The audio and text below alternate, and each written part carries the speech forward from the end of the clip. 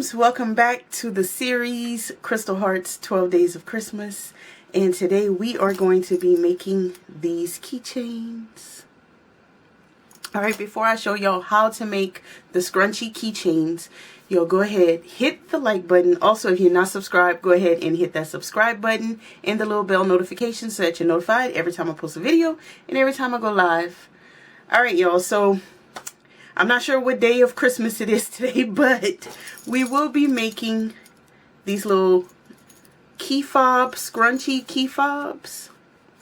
If you were in one of my lives recently, then you saw that Kamani made these. These are the ones she actually made to sell at market.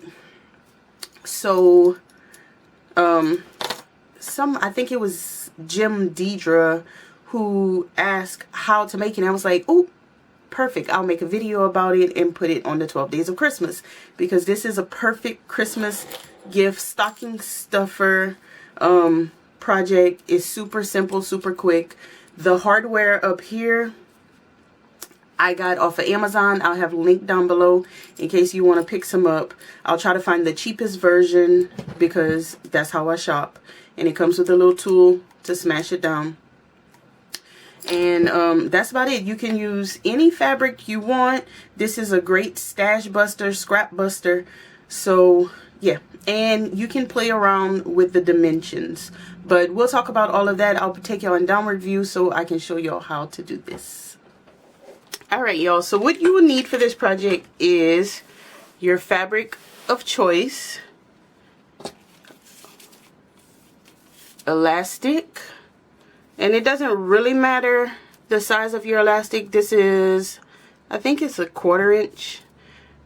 You don't want it too thick, but it doesn't have to be exactly this one. Then the hardware that I showed you guys from Amazon, I have linked down below, and the little tool it comes with. And that's about it. Oh, you may need a safety pin or something to turn your fabric inside out, but other than that, that is all you need. So first things first, we need to cut our fabric.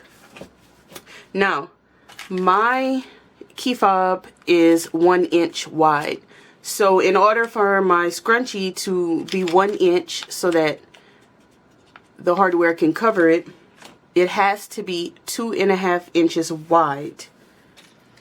Which, if you have a 2.5 inch wide ruler, makes life easy for you. Now the length of your fabric, this is where you can play around. I like to be around 15 to 18 inches. You can go longer, you can go shorter. That part is up to you.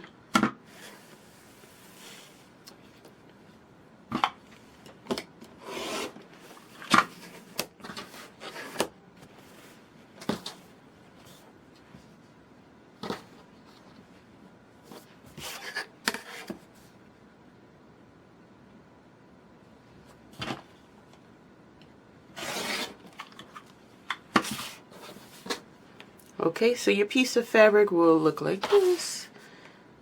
And then, depending on how long you have it, but 2.5 inches wide if your hardware is 1 inch wide. If you get the one that I link, it will be 1 inch wide. If you get it, if you search for it on your own and get it, then you need to check your dimensions. Alright, so what you're going to do is fold it in half, right sides facing. And I use clips. If you don't have clips but you have pins, you can use pins. And I clip it all the way down.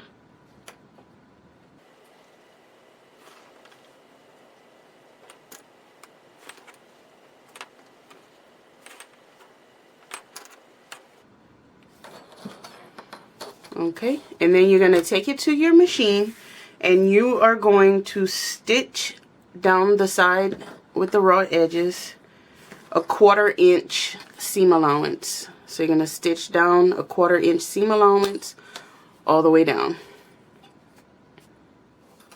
Okay, it's all stitched up. So what you do now is you need to flip this to the right sides out. If you have the little tool that does it, then perfect. But what I'd use is safety pins. And these are just the safety pins that you base a quilt with, but it doesn't have to be these. It's just the only ones that I have. And you hook it on one side of the fabric at the end. And then you just push it through and gather and push, gather and push. This is probably my least favorite part of the process, but I mean, you gotta do it. And it only takes a few seconds once you get the hang of it.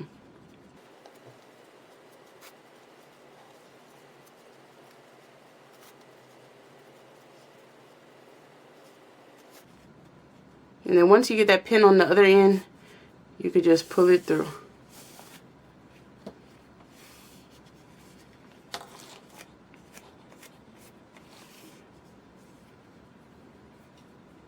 Okay, and once you do that, you can unpin that. Now it's time to get our elastic. Keep the pins handy because we'll need them again to get the elastic in. So elastic, that is another area where you have room to play with it. I like to cut mine about 7.5 inches.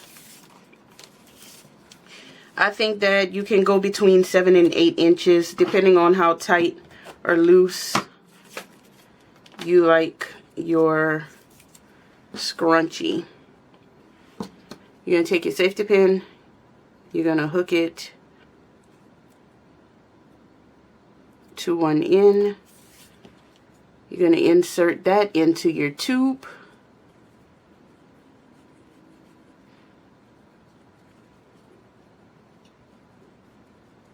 And then you can take a second safety pin, hook it on this end of your elastic, and mount it to the top so that you don't lose your elastic, because once you let go of your elastic, you got to start all over.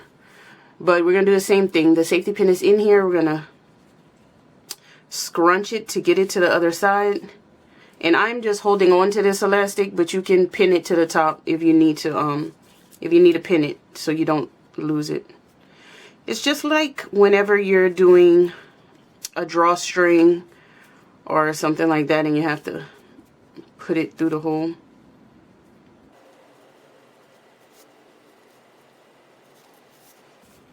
Alright, so you have elastic on one side. You want to hold it. You have elastic on this side. You want to hold it. You don't want to lose it. And then you kind of put your two ends together. And this is where I hold it with one finger. And then I take the pin off. Do not let go or you're going to lose your elastic and you're going to have to do that all over again. And then I just leave a little tip of it poking out so I know that I haven't lost it.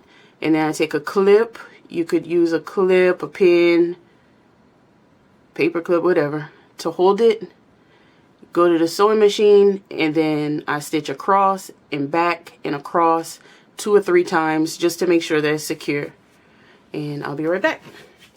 Alright, it's all stitched across 2 and 3 times. Take this off. It doesn't have to be perfect because your hardware is going to cover this up. But this is where if you have any little stray threads, you can go ahead and snip them so that they won't poke out of the hardware. Alright, now I have the hardware. I'm going to show you how to attach that. You simply, and this is why we cut at 2.5 inches so that this would be 1 inch and fit perfectly in here. So you simply just put it in the hardware, and it takes some getting used to work this, to like get your grip on it. And then you get this, and then you're just gonna squeeze. But another good way is to put it in the clamp first, like this, because a clamp has these grippies, so it'll be able to hold it. And then you can put the fabric in And then this is where you kind of got to have a good little hand grip. And if you have problems with that, then maybe get, you know, somebody else to do it, a child, a grandchild, or get some leverage to push it down. Because you want to get a tight squeeze on it, like a tight squeeze, so that the little fangs poke in and clamp it for good. And then you're good to go. Once they're in, they're in. You can tighten it if you feel you need to. And that's it.